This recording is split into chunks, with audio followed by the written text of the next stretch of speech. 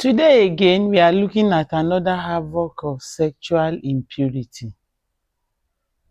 One of the things sexual impurity does to a man, it makes the man to move from one level of sin to another. Once anyone indulges in it, it doesn't stop that way. At the bid to look for a means of covering up, different things begin to happen. I want us to take our bearing from the life of David in the book of 2 Kings chapter 11 and chapter 12, where Nathan met him. David got himself indulged in sexual impurity by sleeping with Uriah's wife. Having done that, and the woman sent message to him after a while that she was pregnant. Meanwhile, her husband was on the battlefield. David himself was supposed to be on the battlefield, but he lackadaisically stayed at home and fell into this impure life. He was looking for a way to cover up. And so he moved from one level of wickedness to another. He had to deceive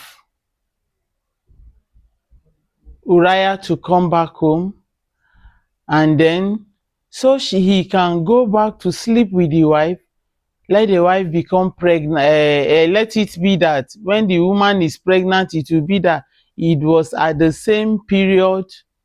After all, he came home, so he could cover up that the pregnancy was for the husband, and of course the wife will not speak out. But then Uriah refused, and so he moved to the next level of wickedness by ensuring that Uriah dies on the battlefield. Sexual impurity leads to different steps of sin. Sex is a good thing, created by God. When you do it right, you will not need any means to cover up. But when you find yourself that you began to make excuses and look for a way to cover up, lies, this, that, check it out. You have done the wrong thing.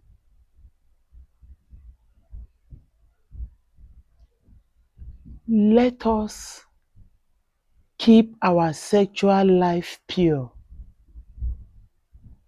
The moment you step into it,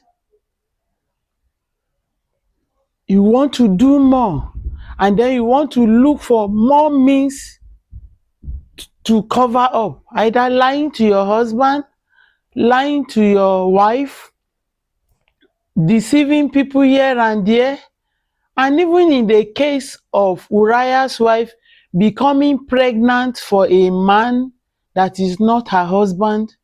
We will look deeply into that later, because there is a slogan that you are my husband does not mean you are the father of my children. We will come into that.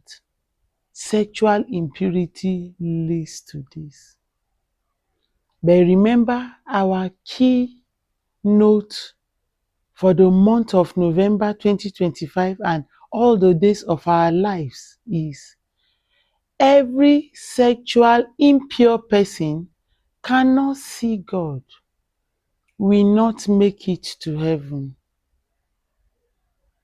Don't indulge in it so that you don't look for means to cover up and then beginning to sin and then begin to go farther away from God. I know you want to see God at the end of your sojourn here on earth. Please do not indulge in any form of sexual impurity. My name is Mrs. Elizabeth Kadiri, the woman with inner beauty. I remain an advocate for sexual purity, both for the male and the female, both for the young and the old, both for the married and the unmarried. God bless you. Stay tuned with us as we see more about staying pure sexually. See you in our next video. Thank you.